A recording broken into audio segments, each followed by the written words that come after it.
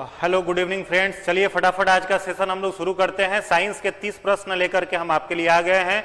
तो जो भी आपके दोस्त हैं, जो भी आपके मित्र हैं, जो भी आपके शुभचिंतक हैं, जो भी बीपीएससी की तैयारी स्पेशली कर रहे हैं, उन सारे दोस्तों तक आप वीडियो को शेयर कर दीजिए फटाफट। पहला जो वीडियो था कुछ टेक्निकल इशू के कारण थोड़ा सा उसमें प्रॉब्लम आ गया था। अभी का वीडियो आप 30 प्रश्न हम लेकर के आए हैं। उन 30 प्रश्नों को आप पूरा एंजॉय करेंगे। 30 अलग अलग क्वेश्चन आप सीखेंगे और इन 30 प्रश्नों से और भी कई सारे प्रश्न हम आपको सिखाने का प्रयास करेंगे जो आपके एग्जाम के लिए फ्रूटफुल होगा, आपके लिए यूजफुल होगा।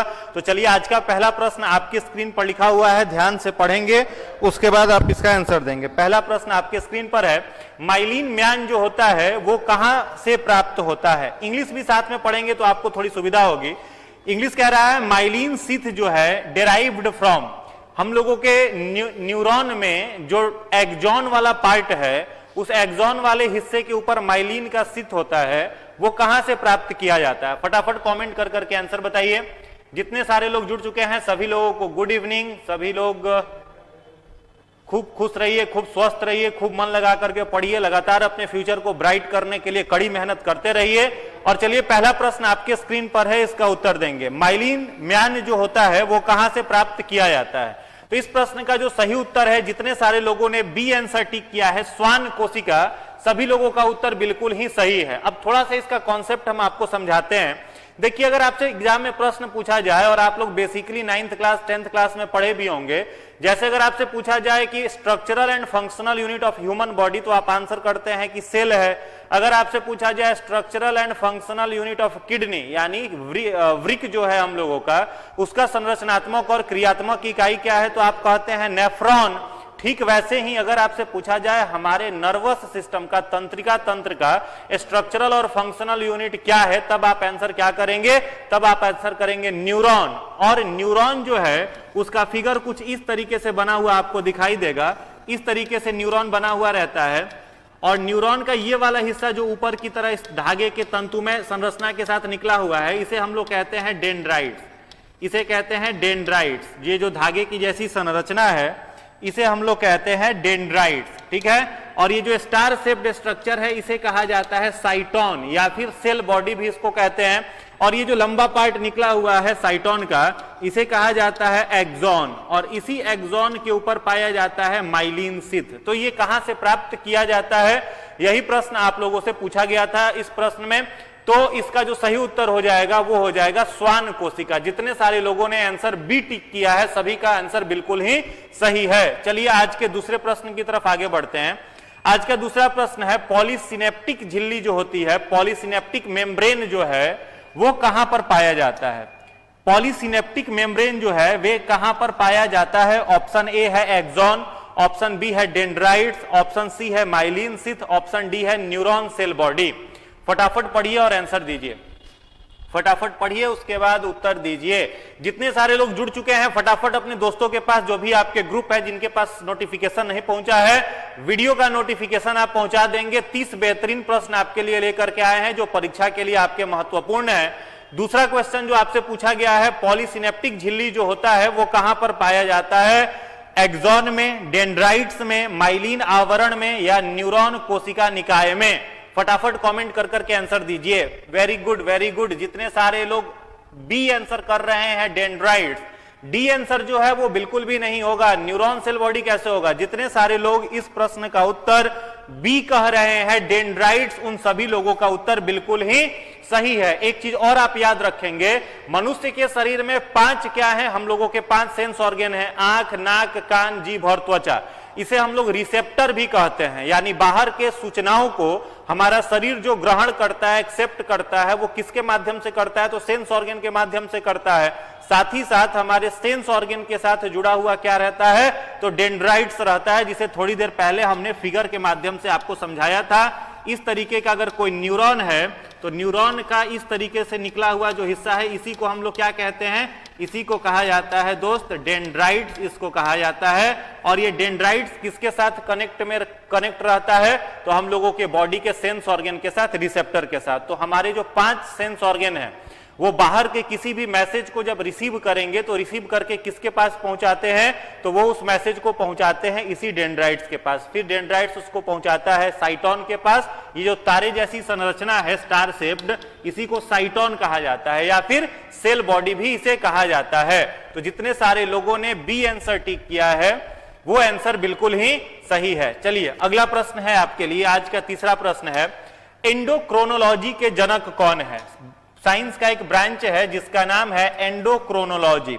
एंडोक्रोनोलॉजी, तो प्रश्न पूछा जा रहा है who is the father of endocrinology? फटाफट आंसर दीजिए, फटाफट। आप लोगों की करंट की क्लास कल से शुरू हो जाएगी।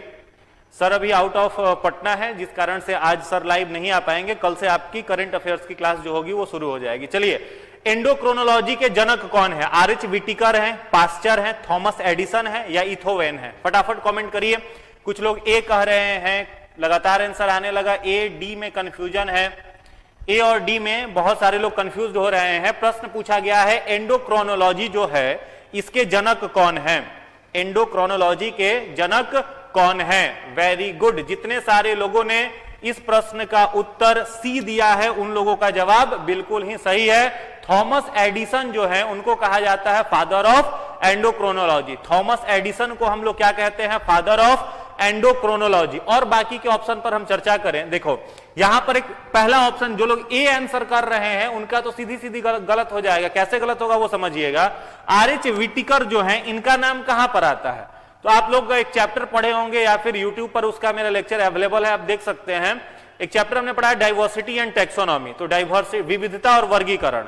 तो विविधता और वर्गीकरण में जीवों को 5 किंगडम में, 5 जगत में बांटा गया था। पहला किंगडम था मोनेरा, दूसरा था प्रोटिस्टा, तीसरा था फंजाई, चौथा था प्लांटी और पांचवा एनिमेलिया।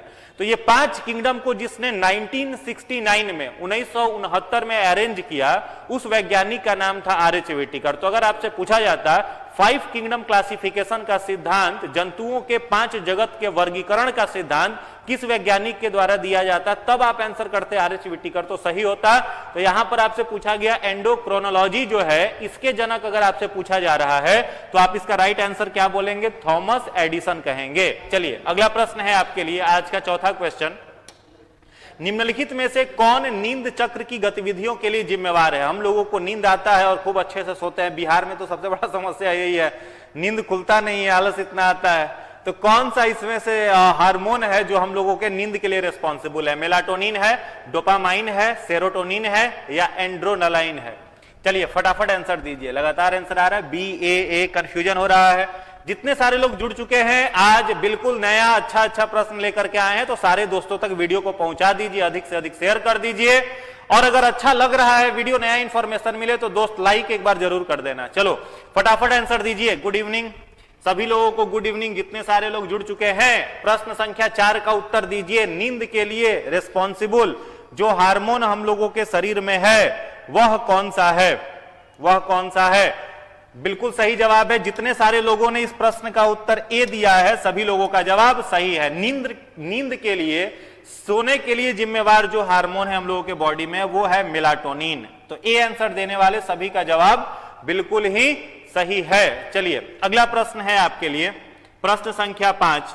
महिला सेक्स हार्मोन कौन सा है? निम्नलिखित में से, यह प्रश्न बीपीएससी हमको लग रहा है 66th में पूछा हुआ क्वेश्चन है। बीपीएससी 66th ने या 65th ने, आई थिंक 66th ने ही, 66वीं बीपीएससी में यह प्रश्न पूछा गया था। निम्नलिखित में से महिला सेक्स हार्मोन कौन है? एस्ट्रोजेन, एंड्रोजेन, इंसुलिन, ऑक्सीटोसिन और ऑप्शन ई उपरोक्त में से कोई नहीं, उपरोक्त में से एक से अधिक। फटाफट बताइए, लगातार आंसर आने लगा। बहुत सारे लोग ए कह रहे हैं, कुछ लोग डी भी कह रहे हैं। हाँ 66th में था, सही है। सोनी कुमारी 66th कह रही, हाँ 66वीं बीपीएससी में पूछा गया था। निम्नलिखित में से महिला सेक्स हार्मोन कौन है? एस्ट्रोजेन है, एंड्रोजेन है, इंसुलिन है या ऑक्सीटोसिन है? फटाफट कमेंट करिए और आंसर बताइए। प्रश्न संख्या 5, प्रश्न संख्या 5 बिल्कुल सही जवाब है। जितने सारे लोग, लगातार ए आंसर आ रहा है। प्रीति कुमारी ये कह रही है, राधा कुमारी, कुसुम, किसु, जीबा, फिरदौस, सब लोगों का लगातार आंसर ए आ रहा है। हम भी आप ही के साथ हैं। ए आंसर जो है वो सही है। एस्ट्रोजेन जो हार्मोन है यह इनमें से फीमेल सेक्स हार्मोन है, ठीक है। और एस्ट्रोजन हार्मोन को सेक्रीट करने वाला अगर ग्लैंड का पूछा जाए तो क्या हो जाएगा, ओवरी हो जाएगा। यहां पर देखो फीमेल सेक्स हार्मोन में एस्ट्रोजन है, एंड्रोजन है। इंसुलिन तो ऐसे ही आप जान रहे हो कि गलत हो जाएगा। इंसुलिन क्या काम करता है, तो हम लोगों के बॉडी में किस चीज को मेंटेन करता है, ब्लड शुगर लेवल को मेंटेन करता है। पैनक्रियाज के द्वारा सेक्रीट किया जाने वाला एक हार्मोन है।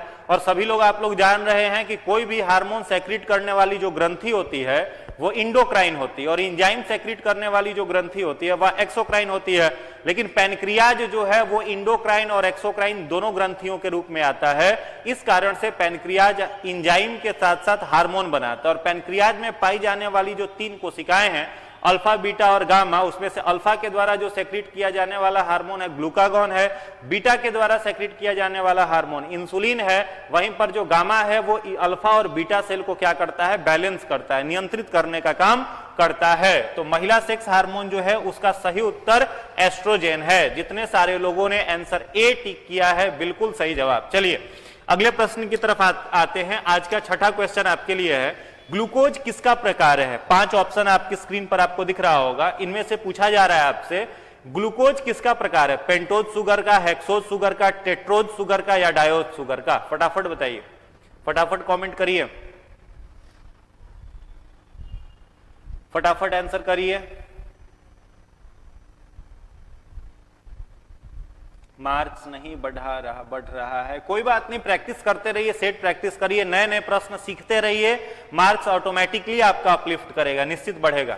तनाव नहीं लेना है, बस डेली का जो आपका पढ़ाई का स्केड्यूल है उसको पूरा करते रहिए। डेली का स्केड्यूल जो पढ़ाई का है पूरा करते हैं। बिल्कुल सही जवाब है हेक्सोज शुगर। ग्लूकोज कैसा शुगर है, तो हेक्सोज शुगर है। ऑप्शन बी जो है वो सही जवाब है। चलिए आज का 7वां प्रश्न आपके लिए है, निम्नलिखित में से कौन सी धातु एक बीमारी है इटाई, जिस पर हम लोगों ने पिछले सीरीज में ऑलरेडी चर्चा किया हुआ था। इस रोग में क्या होता है, तो हम लोगों का जो बोन है उस बोन में कुछ दिक्कतें आने लगती हैं, हड्डियों की समस्या आने लगती है। जो वर्टिब्रल कॉलम है इसमें जो इसका पेशेंट होता है इटाई डिजीज में, वो झुक करके चलने लगता है, वो आगे की तरफ झुक जाता है, साथ ही साथ उसकी किडनियां जो होती हैं वो खराब हो जाती हैं। ठीक है, उस रोग को क्या कहते हैं, इटाई। तो इटाई डिजीज के लिए रिस्पॉन्सिबल क्या है, कैडमियम है, क्रोमियम है, कोबाल्ट है या फिर तांबा है। फटाफट आंसर करिए, लगातार आंसर आ रहा है, बहुत लोग ए कह रहे हैं, कैडमियम। ये प्रश्न मेरा बताया हुआ है आपको, तो हमको नहीं लगता कि कोई स्टूडेंट इसमें गलत करेंगे। फटाफट बताइए, यह प्रश्न ऑलरेडी हमने कराया है आपको और यह प्रश्न हमेशा परीक्षा में रिपीट किया जाता है।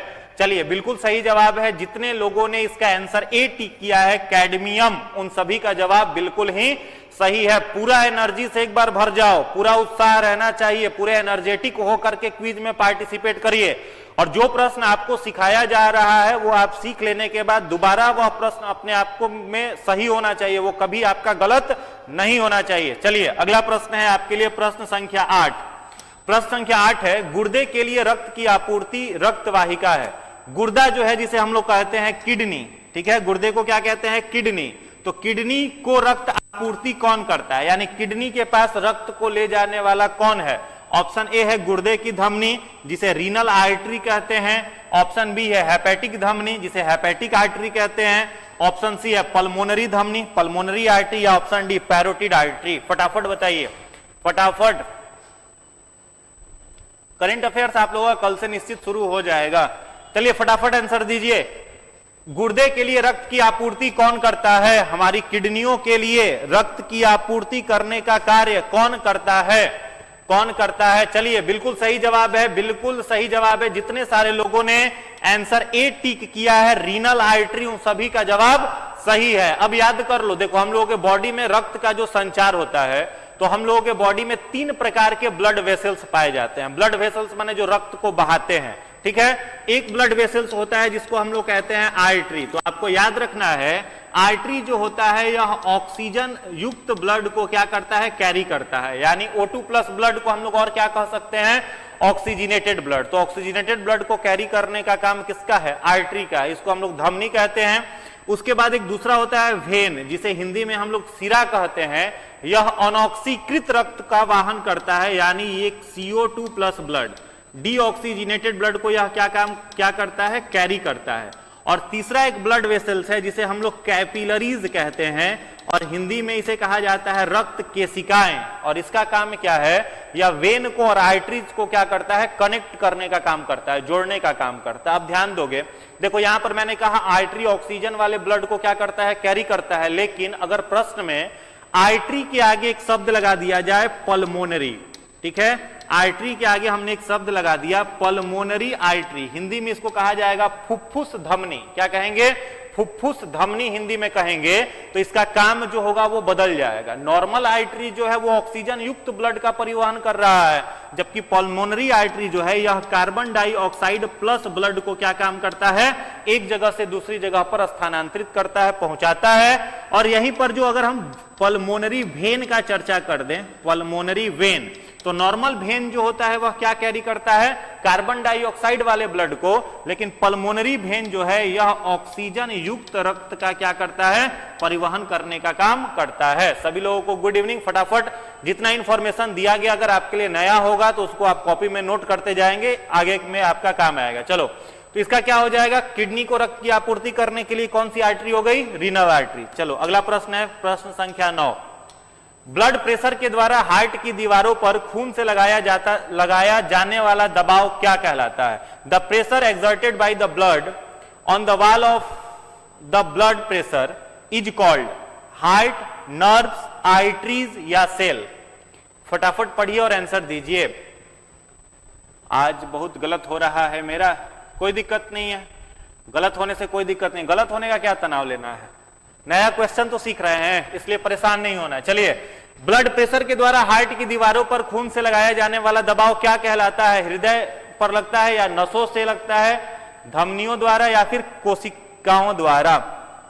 फटाफट आंसर करिए। प्रश्न संख्या 9।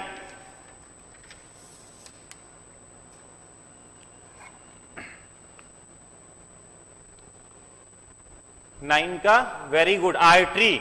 जितने सारे लोगों ने सी आंसर किया है सभी लोगों का जवाब बिल्कुल ही सही है। आर्टरी जो होगा इसका सही आंसर होगा, ठीक है, आर्टरी के द्वारा किया जाता है। चलिए अगला प्रश्न है, प्रश्न संख्या 10। मनुष्य में ध्वनि डैश द्वारा उत्पादित की जाती है। हम लोगों में जो साउंड प्रोड्यूस हो रहा है, जैसे हम बोल रहे हैं साउंड प्रोड्यूस हो रहा है, तो यह काम कौन करता है। ऑप्शन ए है ईसोफेगस। तो ईसोफेगस को हम लोग ग्रास नली कहते हैं, ठीक है, ईसोफेगस को हम लोग क्या कहते हैं, ग्रास नली इसको बोलेंगे, या ग्रसनी भी कह सकते हैं। दूसरा है कंठ, तीसरा है मेडुला, चौथा है इपिग्लोटिस। फटाफट बताइए। लैरिंग्स आंसर आ रहा है लगातार, कुछ लोग डी भी कह रहे हैं, कुछ लोग टाइप करके लैरिंग्स कह रहे हैं। चलिए देखते हैं इस प्रश्न का सही जवाब क्या है। चलिए प्रश्न संख्या 10 एक बार फटाफट आंसर करिए। 10 का उत्तर दीजिए, 10 का उत्तर दीजिए। चलिए लैरिंग्स, लैरिंग्स जो है इसका सही जवाब है, जिसको हम लोग कंठ कहते हैं। और इस कंठ का एक नाम आप लोग याद कर लोगे, इसको कहते हैं हम लोग वॉइस बॉक्स, ठीक है, इसको क्या कहते हैं, वॉइस बॉक्स। स्वर यंत्र इसे कहा जाता है, जहां से हम लोगों का आवाज जो है, साउंड जो है वो प्रोड्यूस होता है। तो जितने सारे लोगों ने बी आंसर टिक किया है सभी लोगों का जवाब बिल्कुल सही है। चलो अगला प्रश्न है, कौन सा रोग जीवाणु से होता है। ऑप्शन ए है चिकन पॉक्स, बी है पोलियो, सी है इन्फ्लुएंजा, डी है टीबी। ये प्रश्न सब लोग बता दोगे, बहुत आसान क्वेश्चन है। चलो बताओ, फटाफट बताइए, फटाफट बताइए। प्रश्न संख्या 11 का उत्तर बताइए। कौन सा रोग बैक्टीरिया से होता है, कौन सा रोग बैक्टीरिया से होता है, बैक्टीरिया से होने वाली बीमारी का नाम। चलिए आंसर आने लगा, सही जवाब आने लगा। इसका जो सही जवाब होगा वो क्या होगा, टीबी। इस टीबी को यहां टीबी नहीं होगा जी, टेलीविजन वाला टीबी कर दिया, टीबी। इसको कहा जाता है ट्यूबरकुलोसिस। क्या कहते हैं इसको, ट्यूबरकुलोसिस, ठीक है। यह ट्यूबरकुलोसिस रोग किसको प्रभावित करता है, लंग्स को, फेफड़ों को प्रभावित करता है। और इसका जो पॉजिटिव एजेंट है, उस पॉजिटिव एजेंट का क्या नाम है, माइकोबैक्टीरियम ट्यूबरकुलोसिस, ठीक है। एक बैक्टीरिया से यह रोग होता है, माइकोबैक्टीरियम ट्यूबरकुलोसिस। और टीबी में कौन सी दवाई का उपयोग किया जाता है, तो हमने पहले भी बताया था, एक बार फिर बता देते हैं, जो लोग नए हैं उनको यह जानकारी मिल जाएगी। डॉट्स मेडिसिन जो होता है वो टीबी के उपचार में प्रयोग किया जाता है। D stand for drug, O stand for oriented, T stand for treatment, drug oriented treatment. DOTS medicine का प्रयोग टीबी नामक रोग के उपचार में किया जाता है। चलिए बिल्कुल सही जवाब है। पोलियो तो जान ही रहे हो सब लोग, वायरस से होने वाली बीमारी है, पोलियो माइलिटिस वायरस से ये होता है, चिकन पॉक्स वायरस का ही है, इन्फ्लुएंजा वायरस डिजीज है, तो वही आंसर होगा टीबी। प्रश्न संख्या 12 का उत्तर दीजिए, कौन तत्काल ऊर्जा प्रदान करता है? 4 ऑप्शन आपके स्क्रीन पर दिख रहे होंगे, आपको बताना है इनमें से कौन तुरंत एनर्जी प्रोवाइड करता है। ऑप्शन ए है लैक्टोज, बी है सेलुलोज, सी है माल्टोज, डी है ग्लूकोज। चलिए फटाफट फटाफट आंसर दीजिए। निम्नलिखित में से कौन इमीडिएट एनर्जी देता है? एकदम इंस्टेंट एनर्जी, पीने के साथ ऊर्जा देगा, गर्मी के दिन में खूब उपयोग करते हो, अब इतना बता दिए, अब तो गलत उत्तर नहीं दोगे।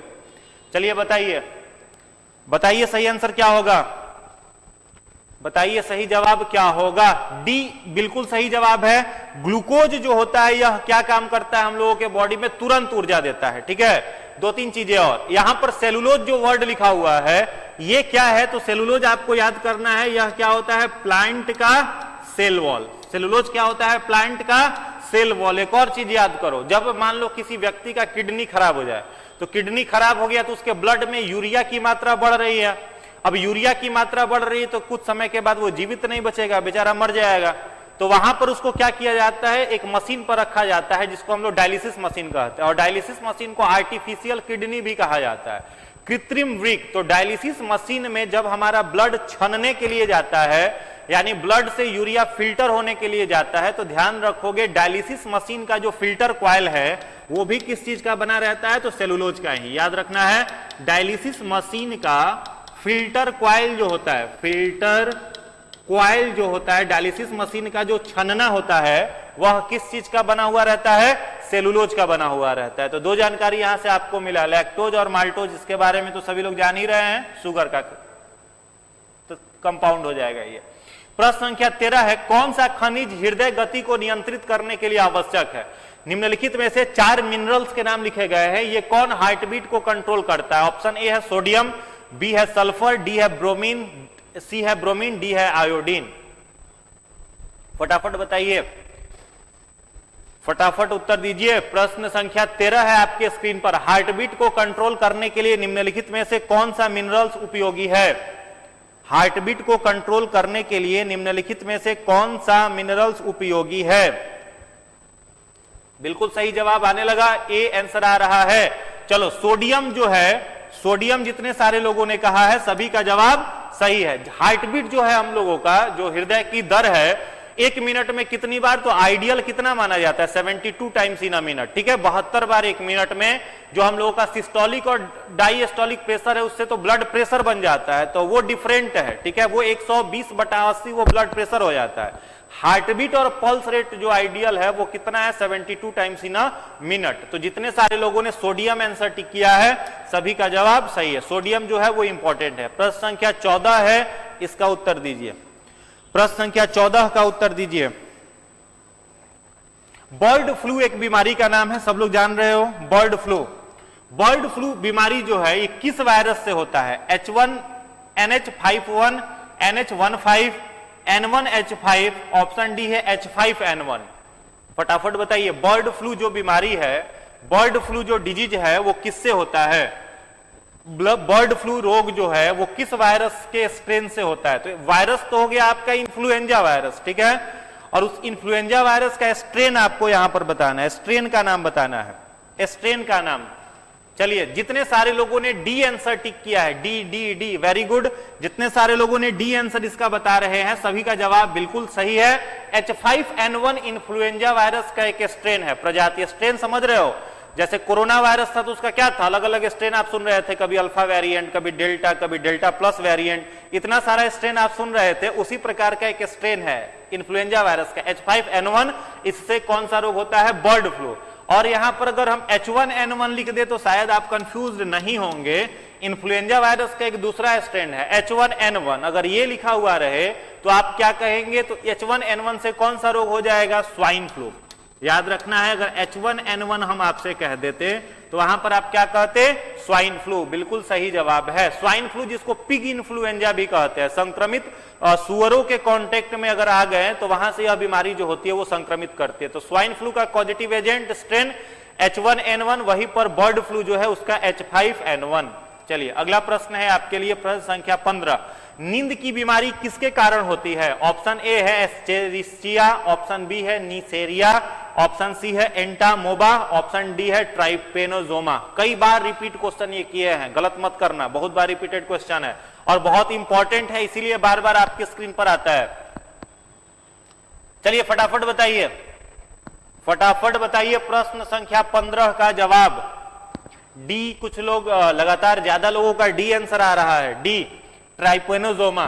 देखते हैं क्या है, फटाफट सारे लोग कमेंट करिए, फटाफट कमेंट करिए। हाँ, तो स्लीपिंग सिकनेस जो है, जिसे हम लोग नींद की बीमारी कहते हैं, ठीक है, इसको नींद की बीमारी को इंग्लिश में हम लोग कहते हैं स्लीपिंग सिकनेस, स्लीपिंग सिकनेस, ठीक है। यह किससे होता है?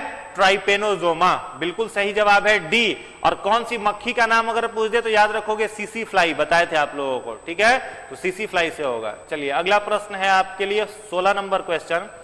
उष्मागतिकी का प्रथम नियम किससे संबंधित है? जो थर्मोडायनेमिक्स का पहला लॉ है, थर्मोडायनेमिक्स हम लोग पढ़े होंगे, 11th-12th में भी मिला होगा या फिर 10th में भी थोड़ा बहुत इसका चर्चा है। वो किससे संबंधित है? चार्ल्स लॉ से, बॉयल्स लॉ से, ऊर्जा संरक्षण का नियम से, न्यूटन कूलिंग नियम से। चलिए फटाफट बताइए। हाँ, सीसी फ्लाई से यह क्या होता है? ट्रांसमिट होता है, सही जवाब है। बताइए प्रश्न संख्या 16 का उत्तर दीजिए सारे लोग, प्रश्न संख्या 16 का जवाब दीजिए, प्रश्न संख्या 16 का जवाब दीजिए। उष्मागतिकी का सिद्धांत जो है, वो प्रथम सिद्धांत जो है, वो किससे संबंधित है? किससे संबंधित है? बिल्कुल सही जवाब है। जितने सारे लोगों ने law of conservation of energy कहा है, सभी लोगों का जवाब बिल्कुल ही सही है। ऊर्जा संरक्षण का कानून, ऊर्जा संरक्षण का क्या कानून क्या कहता है? Energy neither be created nor be destroyed but it can transform one form to another form. ऊर्जा को ना तो पैदा कर सकते हैं, नहीं इसको नष्ट किया जा सकता है। ऊर्जा का केवल क्या होता है? रूपांतरण होता है। प्रैक्टिकल लाइफ में भी लागू होता है। आपके पास जो पोटेंशियल है, जो ऊर्जा है, उसको अगर पॉजिटिव नहीं लगाओगे, सकारात्मक दिशा में खर्च नहीं करोगे, तो कई सारा तिकड़म वो आपसे करवाएगा और लगातार निगेटिविटी के रास्ते पर आगे बढ़ेंगे। फिर आगे चल करके कभी फ्रस्ट्रेशन का शिकार होंगे, कभी डिप्रेस्ड होंगे, कभी कहोगे कि एंजाइटी आ रहा है। तो अभी जो ऊर्जा है अपने अंदर, उसको पूरा झोंक करके 67वीं बीपीएससी में लगा दीजिए। यही law of conservation of energy कहता है। चलिए अगला प्रश्न है आपके लिए, प्रश्न संख्या 17 का जवाब दीजिए, प्रश्न संख्या 17 का जवाब दीजिए। प्रश्न संख्या 17, समान परमाणु क्रमांक, ठीक है, समान परमाणु क्रमांक वाले न्यूक्लियोटाइड क्या कहलाते हैं? आइसोस्टोन, आइसोटोप, समदाब रेखा, एलोटॉप्स। फटाफट बताइए, फटाफट बताइए। समान परमाणु क्रमांक वाले आइसोटोप न्यूक्लियोटाइड्स जो है वो क्या कहलाते हैं? वो क्या कहलाते हैं? ठीक है, तो जितने सारे लोगों ने इसका जवाब बी दिया है आइसोटोप्स, वो सही है। ठीक है, 2 या 2 से अधिक भी हो सकते हैं आपको, जिन पर आप देखेंगे कि उनका एटॉमिक नंबर जो है वो सेम है, तो उसे हम लोग क्या कहते हैं? आइसोटोप्स। यहां पर जहां भी आइसो मिले ना, तो आइसो का मतलब होता है सेम, ठीक है, और टोप्स अगर वर्ड आ गया तो टोप्स का मतलब हो जाएगा एटॉमिक नंबर। जब 2 या 2 से अधिक परमाणुओं पर एटॉमिक नंबर समान हो तो उन्हें कहा जाता है आइसोटोप्स। बी आंसर सही है। चलिए अगला प्रश्न है 18 नंबर, स्पंज क्या है? एक जीव का नाम लिखा गया है यहां पर स्पंज, ठीक है, और आपसे पूछा जा रहा है कि स्पंज क्या है? एक जीवाश्म है, एक जानवर है, एक पौधा है, या फिर एक फफूंद है? स्पंज जो है वो क्या होता है? फटाफट बताइए। हाँ, आइसो का मतलब सेम होता है।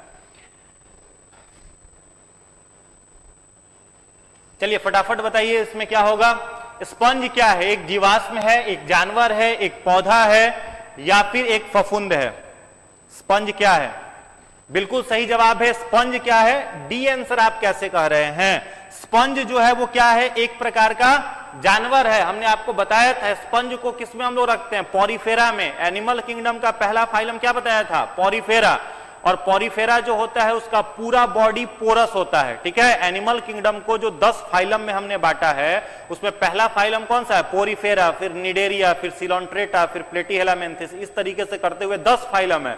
उसमें पहला जो फाइलम है पॉरीफेरा, उसी के अंतर्गत एक जानवर है जिसको हम लोग कहते हैं स्पंज। तो स्पंज क्या है? एक एनिमल है, न कि एक फफूंद है।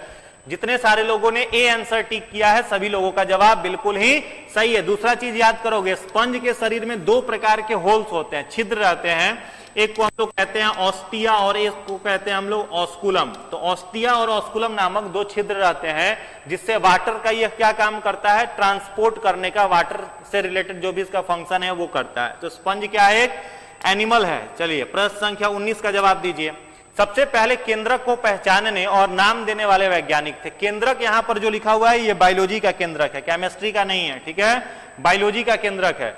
सबसे पहले केंद्रक को पहचानने और नाम देने वाले वैज्ञानिक कौन थे? रॉबर्ट हुक थे, रॉबर्ट ब्राउन थे, थियोडोर स्वान थे या फिर थॉमस मॉर्गन थे?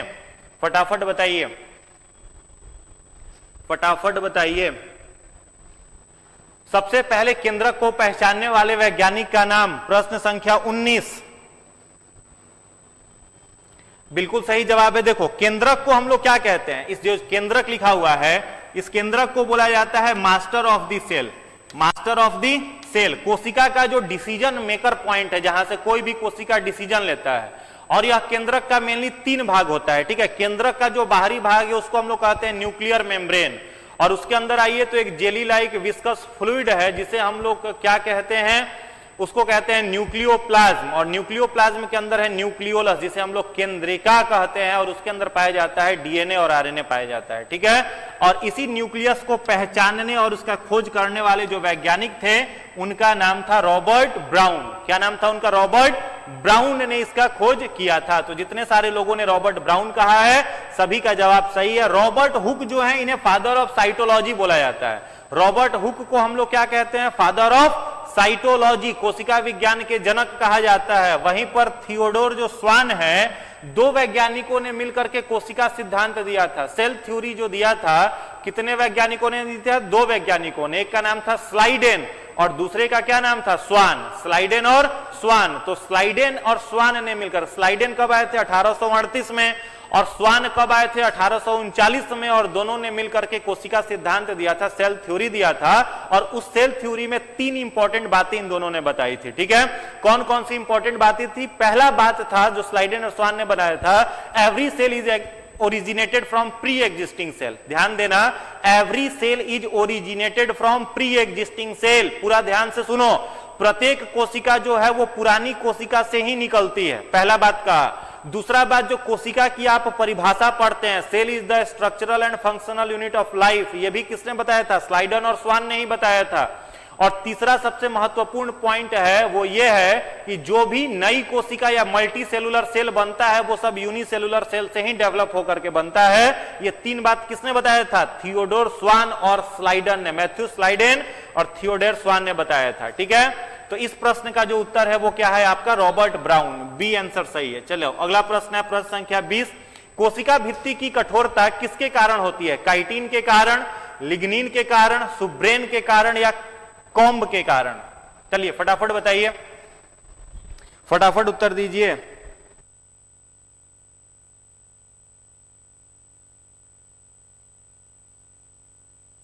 फटाफट उत्तर दीजिए। कोशिका भित्ति जो होती है, इस कोशिका भित्ति को हम लोग कहते हैं सेल वॉल।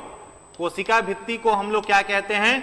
Cell wall. तो सेल वॉल जो हार्ड होता है, कठोर होता है, वो किसके कारण होता है? काइटिन के कारण, लिग्निन के कारण, सुब्रेन के कारण या कॉम्ब के कारण? प्रश्न संख्या 20 का जवाब दीजिए। 20 नंबर क्वेश्चन आपकी स्क्रीन पर है, उत्तर दीजिए। बिल्कुल सही जवाब है। जितने सारे लोगों ने लिग्निन कहा है, लिग्निन जितने सारे लोग, एक ऐसे आप कह रहे हो कोशिका की कठोरता होती है वो लिग्निन के कारण होती है, ठीक है। आगे आप लोग पढ़े होंगे, टिश्यू चैप्टर जब आप पढ़िएगा तो वहां पर प्लांट कोशिका को 5 भागों में आपको बांट करके पढ़ाया गया होगा, ठीक है। कौन सी प्लांट कोशिका को? तो प्लांट कोशिका 2 प्रकार की होती है। थोड़ा सा यहां पर चर्चा कर रहे हैं, ध्यान से समझ लो। प्लांट का जो कोशिका होता है, प्लांट सेल, वह कितने भागों में बटा रहता है? तो यह 2 भागों में बटा रहता है। पहले कोशिका को हम लोग कहते हैं meristematic tissue, MT stand for meristematic tissue, विभोज्योतक उत्तक कहा जाता है। और दूसरा होता है परमानेंट टिश्यू, ठीक है, परमानेंट टिश्यू। तो मेरिस्टेमेटिक टिश्यू के 3 पार्ट हैं। पहला है एपिकल मेरिस्टेमेटिक टिश्यू, अग्र विभोज्योतक। दूसरा है लेटरल मेरिस्टेमेटिक टिश्यू, पश्च विभोज्योतक। और तीसरा होता है इंटर कैलरी मेरिस्टेमेटिक टिश्यू, मध्य विभोज्योतक, ठीक है।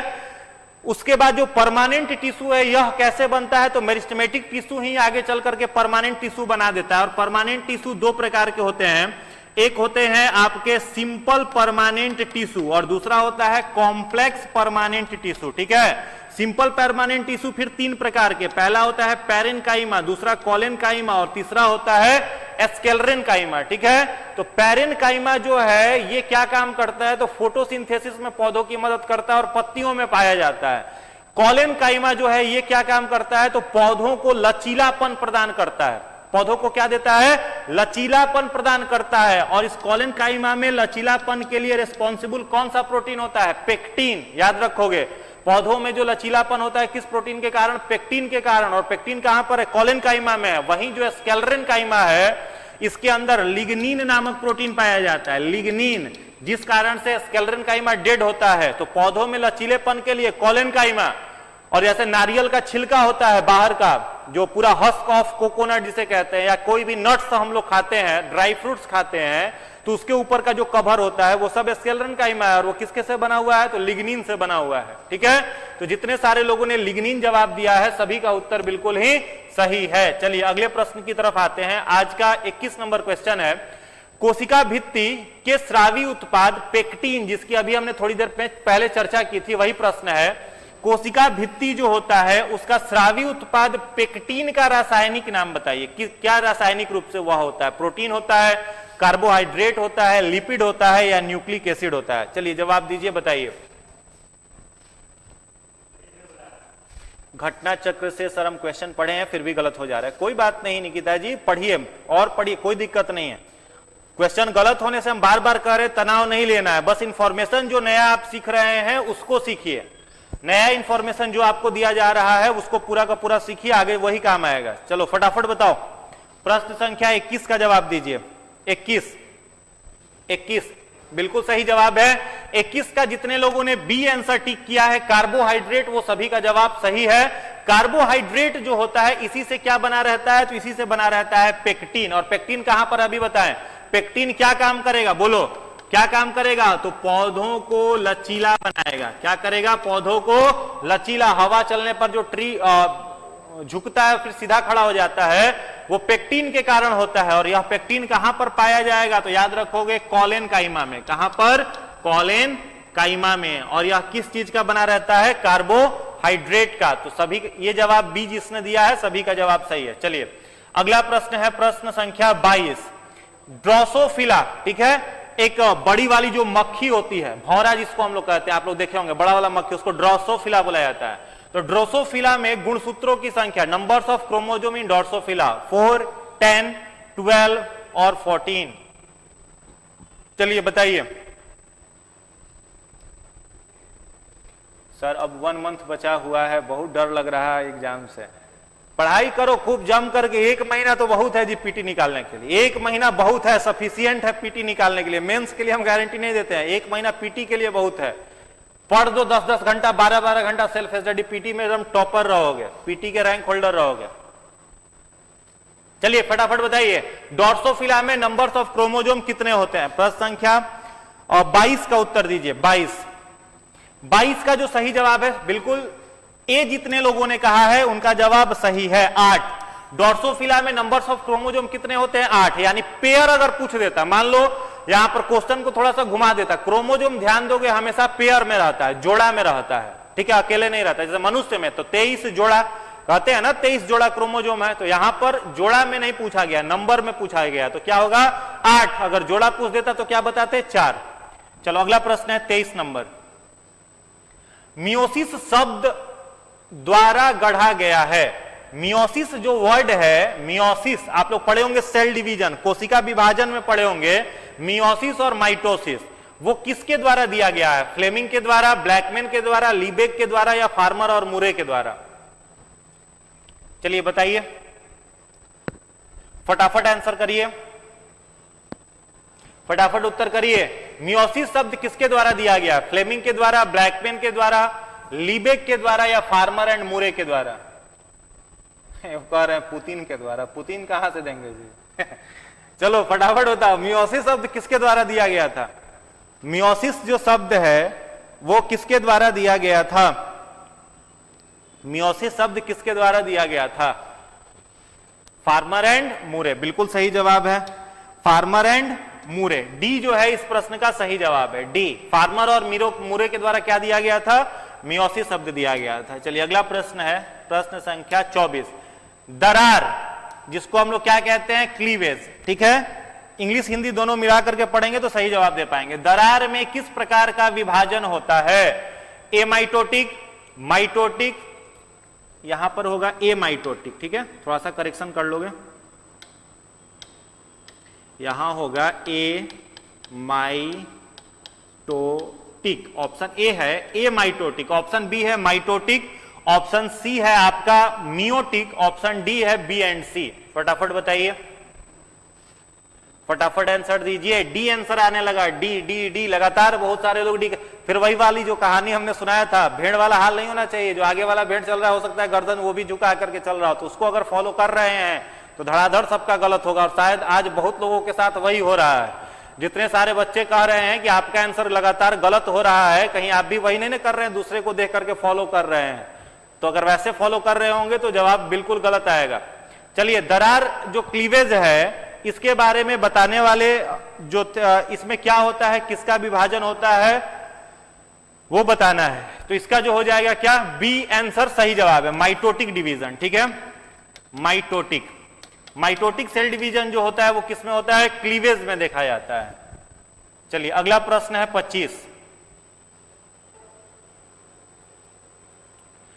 नाभिक के अलावा कोशिका का कौन सा कोश ऑर्गेनल में डीएनए होता है?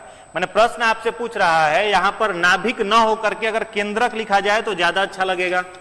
नाभिक न लिख करके यहां पर अगर हम लोग केंद्रक लिखें तो ज्यादा अच्छा होगा। तो प्रश्न है, केंद्रक के अलावा कोशिका के किस भाग में डीएनए होता है? एक केंद्रक में तो डीएनए है, यह भी हमने बताया था। केंद्रक के अंदर है केंद्रिका और केंद्रिका में है डीएनए। उसके अलावा और डीएनए कहां पर होता है? इंडोप्लाज्मिक रेटिकुलम में, गोल्जी बॉडी में, लाइसोजोम में या माइटोकॉन्ड्रिया में? वाह, गर्दा उड़ा दिए इस प्रश्न का आप लोग। ये तो सब लोग सही जवाब दे रहे हो। इसमें भी कुछ लोग सी कह दे रहे हैं, गलत जवाब है जी। इसका जो सही उत्तर है वो क्या हो जाएगा? माइटोकॉन्ड्रिया, ठीक है, जिसे power house of the cell हम लोग कहते हैं, कोशिका का ऊर्जा घर, साथ ही साथ कोशिकीय श्वसन का केंद्र। याद रखोगे, कोशिकीय श्वसन का केंद्र भी कौन है? माइटोकॉन्ड्रिया। कोशिका श्वसन कहां से करता है? माइटोकॉन्ड्रिया से करता है। कितने मेम्ब्रेन से घिरा हुआ रहता है? दोहरी झिल्ली से। आकार कैसा है? डबल मेम्ब्रेनस, बाहर से दोहरी झिल्ली से घिरा हुआ है, रॉड शेप्ड स्ट्रक्चर है, कोशिका का ऊर्जा घर कहते हैं, कोशिकीय श्वसन का केंद्र कहते हैं। इसके अंदर अपना डीएनए पाया जाता है। चलिए अगला प्रश्न है, प्रश्न संख्या 26। निम्नलिखित में से किसमें क्लोरोफिल नहीं है? कवक में, शैवाल में, ब्रायोफाइट्स में और टेरिडोफाइट्स में किसमें क्लोरोफिल नहीं है? चलिए फटाफट बताइए, फटाफट बताइए। निम्नलिखित में से किसमें क्लोरोफिल नहीं है? कवक में, शैवाल में, ब्रायोफाइट में या फिर ऑप्शन डी टेरिडोफाइट में? थोड़ा सा ध्यान से बनाओ। आप लोग लग रहा है कि जल्दीबाजी में आंसर दे रहे हो, कहीं भागे थोड़ी ना जा रहे। थोड़ा ध्यान से बनाओ, बनेगा। ध्यान से बनाओ, आंसर सही आएगा। बिल्कुल सही जवाब आने लगा। चलो देखते हैं। देखो यहां पर बाकी जो भी लिखा हुआ है, शैवाल लिखा हुआ है, तो सब लोग जान रहे हो कि शैवाल क्या है? एक प्लांट है, और शैवाल एक प्लांट है। किस फाइलम में इसको आप लोग पढ़ते हैं? तो इस शैवाल को पढ़ा जाता है किस फाइलम में जी? थैलोफाइटा में। किसमें पढ़ते हैं इसको? थैलोफाइटा में। तो पौधा है तो क्लोरोफिल होगा, क्लोरोफिल है तो अपना खाना खुद से बनाएगा, ठीक है। क्लोरोफिल नहीं है का मतलब खाना खुद से नहीं बनाएगा, तो ये तो खुद से बना लिया। आपका ब्रायोफाइट है, तो ब्रायोफाइट भी क्या है? तो सीधी सी बात है, पौधा है, प्लांट है। टेरिडोफाइट भी क्या है? तो प्लांट है। तो ये आंसर तो 3 ऐसे ही आप हटा देंगे। सही जवाब इसका क्या हो जाएगा? कवक। कवक में क्लोरोफिल नहीं पाया जाता, इसलिए वो अपना खाना खुद से नहीं बना पाता। चलो अब एक और प्रश्न मेरे तरफ से ध्यान से बताओगे, ठीक है। कवक जो होता है, फंगस जो होता है, इसका रिजर्व फूड मटेरियल क्या है? कवक का रिजर्व्ड फूड मटेरियल, संचित भोज्य पदार्थ क्या होता है? बताओ। कवक का रिजर्व्ड फूड मटेरियल, संचित भोज्य पदार्थ क्या है? Reserved food material of fungi, फटाफट बताइए।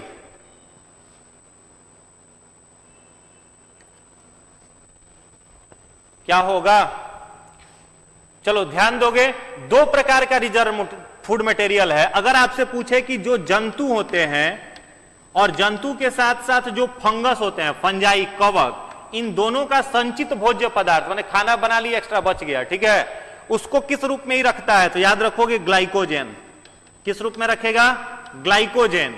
और वहीं पर जो पौधे होते हैं, ये पौधे अपना रिजर्व फूड मटेरियल किस रूप में रखते हैं? स्टार्च के रूप में रखते हैं, ठीक है। चलो, तो इसका सही जवाब हो जाएगा आपका ए, कवक। चलिए अगला प्रश्न है संवहनी उत्तक। संवहनी उत्तक जैसे ही मिला तो कंफ्यूज मत होइएगा। संवहनी उत्तक का मतलब यहां पर है जाइलम एंड फ्लोएम। दो ही उत्तक है जिसे हम लोग संवहनी उत्तक कहते हैं। क्या क्या नाम है? Xylem and phloem. तो संवहनी उत्तक किस में पाया जाता है? थैलोफाइटा में, ब्रायोफाइटा में, टेरिडोफाइटा में या लाइकेन में? बताइए, संवहनी उत्तक किस में पाया जाता है? हाँ, रेगुलर क्लास होती है Monday to Friday. Monday to Friday regular class होती है। चलिए बताइए, संवहनी उत्तक जिसे हम लोग कंडक्टिव टिश्यू इंग्लिश में कहते हैं या वैस्कुलर टिश्यू कहते हैं, वो किस में पाया जाता है? प्रश्न संख्या 27।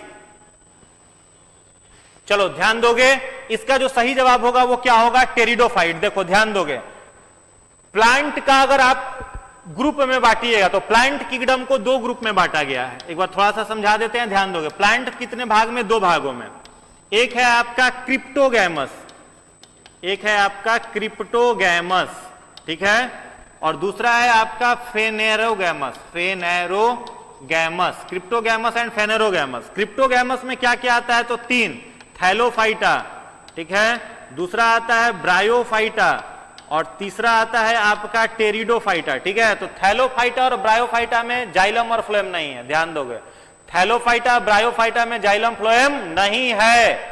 इन दोनों का शरीर फूट-सीटा कैप्सूल यानी लीव, स्टेम और रूट में विभाजित भी नहीं है।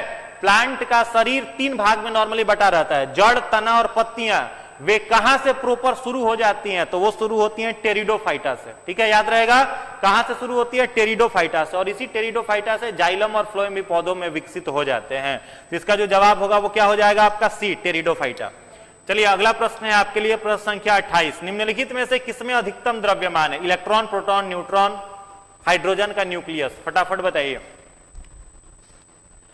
निम्नलिखित में से किसमें सबसे अधिक, किसका सबसे अधिकतम द्रव्यमान है? बताइए,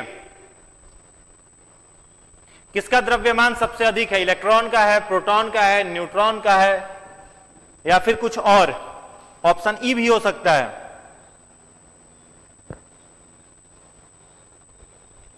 बिल्कुल सही जवाब है ऑप्शन सी जो है वो करेक्ट है, न्यूट्रॉन। जितने सारे लोगों ने सी आंसर टिक किया है वो सभी का जवाब सही है। न्यूट्रॉन जो होता है इसका द्रव्यमान जो है वो सबसे अधिक है, इलेक्ट्रॉन और प्रोटॉन से अधिक है। चलिए अगला है फॉर्मिक एसिड। एक अम्ल है, एक एसिड है, कौन सा एसिड? Formic acid. किसके द्वारा उत्पन्न किया जाता है, किसके द्वारा उत्पादित किया जाता है? दीमक के द्वारा, लाल चींटियों के द्वारा, तिलचट्टे के द्वारा या मच्छर के द्वारा? बताइए, फटाफट बताइए, फॉर्मिक एसिड किसके द्वारा बनाया जाता है? दीमक, लाल चींटियां, तिलचट्टा या मच्छर? बी आंसर बिल्कुल सही जवाब है। बी जो है लाल चींटियां काटता है तो फूल जाता है ना जी, गर्मी में काट लिया तो वहां फूल जाता है, दोदरा निकल जाता है, तो यही है लाल चींटियों के डंक में कौन सा? हम फॉर्मिक एसिड। चलिए अगला प्रश्न है प्रश्न संख्या 30, आज का अंतिम प्रश्न। ध्यान से पढ़िएगा और उत्तर दीजिएगा। आरएनए में थाइमिन की जगह कौन सा बेस पाया जाता है? आरएनए और डीएनए दो का नाम सुन रहे हो, तो आरएनए में क्या होता है? आरएनए और डीएनए में एक होता है आपका थाइमिन। तो प्रश्न पूछ रहा है कि आरएनए में थाइमिन की जगह पर क्या होता है? आरएनए में थाइमिन की जगह पर क्या होता है? बताइए, आरएनए में थाइमिन के जगह पर क्या होता है?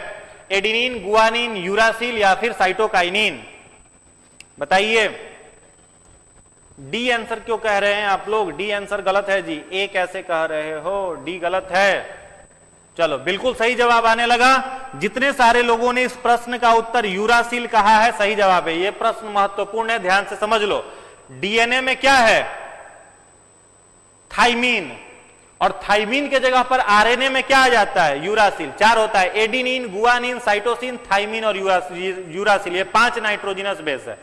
नाइट्रोजनी क्षार कितने हैं? 5, एडेनिन, गुआनिन, साइटोसिन, थाइमिन और यूरासिल। तो थाइमिन और यूरासिल के इफेक्ट के कारण डीएनए और आरएनए में चेंज होते रहता है, ठीक है। तो थाइमिन किस में हो गया आपका, डीएनए में, और यूरासिल किस में हो गया, आरएनए में। तो कितना नंबर आज के टेस्ट में आपका आया, फटाफट कमेंट करके बता दीजिए। और अगर वीडियो अच्छा लगा हो, नया प्रश्न आप सीखे हैं, तो वीडियो को जरूर लाइक कर दीजिएगा। और जो भी आपके कितने स्कोर हैं, टोटल कितने मार्क्स आपके आए, वो कमेंट बॉक्स में लिख करके हमको बताइए, हम लास्ट में आपका कमेंट देखेंगे। और अगर वीडियो अच्छा लगा हो तो जितने भी आपके दोस्त हैं, जितने भी आपके मित्र हैं, सारे लोगों तक शेयर कर दीजिएगा। खूब मन लगा करके पढ़िए, खूब मेहनत करिए, मेहनत का कोई विकल्प नहीं है, सफलता आपको वही दिलाएगा। आपको हतोत्साहित करने वाले लोग बहुत मिलेंगे, उनको थोड़ा सा दूर करिए। और जो आपके साथ टाइम पास करने वाले फैक्टर हैं, हमारे एक सीनियर थे, वो हमको बताते थे कि भाई तुम्हारा जब टाइम कोई आकर के वेस्ट करे, किल करे, तो उसने दीवार पर हमने लिख करके चिपका दिया था, कम मस्ट गो जस्ट। कोई अगर आपके पास आए और आपका टाइम व्यर्थ कर रहा हो तो उसको दीवार पर एक चिपका दो, कार्डबोर्ड पर, टाइम नहीं बचा आपके पास बहुत, और उस पर लिखो कम मस्ट, आइए जरूर। दूसरा का वर्ड लिखिए गो जस्ट, जाइए तुरंत। बहुत ज्यादा दोस्ती यारी के चक्कर में पढ़ करके 67 को मिस नहीं करना है। 100% मेहनत करिए, पूरा एफर्ट लगाइए, और रिजल्ट आपको इसी बार लेना है। चलते चलते दो शब्द आपके लिए, टूटी हुई टहनी ही पतवार बनती है। पतवार समझ रहे हो, जिस पर बैठ करके नदी का मझधार पार कर दिया जाए। तो लिखा है किसी शायर ने, टूटी हुई टहनी ही पतवार बनती है, चिंगारी भड़क कर ही अंगार बनती है, रौंदी गई हो बेबस समझकर जिस मिट्टी को, वही मिट्टी एक दिन ऊंची मीनार बनती है। तो अपने आप को मीनार की तरह बनाना है। खूब मेहनत करिए, खूब जोश उत्साह के साथ पढ़ते रहिए। आप सबका बहुत बहुत धन्यवाद, बहुत बहुत शुक्रिया आज का सेशन देखने के लिए। Thank you.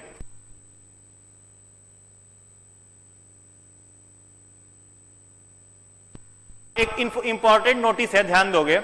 मैगजीन जो है करंट अफेयर का, वो 10 तारीख से आपको हार्ड कॉपी यहां पर अवेलेबल करा दिया जाएगा। बहुत सारा डिमांड है, तो प्रिंट करने में थोड़ा सा समय अधिक लग जा रहा है, उसके लिए हम सभी क्षमा प्रार्थी हैं आपसे। बेहतरीन आपके पास मैगजीन अवेलेबल कराने में थोड़ा समय ज्यादा लग रहा है, तो हार्ड कॉपी आपको 10 तारीख से मिल जाएगा। लेकिन जितने सारे लोग टेलीग्राम चैनल पर जुड़े हुए हैं मिशन 50 के, doctor Ranjit Kumar Singh IAS sir का जो चैनल है, उस पर जितने सारे लोग टेलीग्राम पर जुड़े हुए हैं, सारे लोगों को मैगजीन का, करंट अफेयर मैगजीन का सॉफ्ट कॉपी कल से प्रोवाइड कर दिया जाएगा।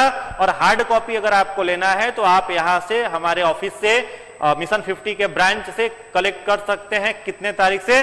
10 तारीख से। Thank you.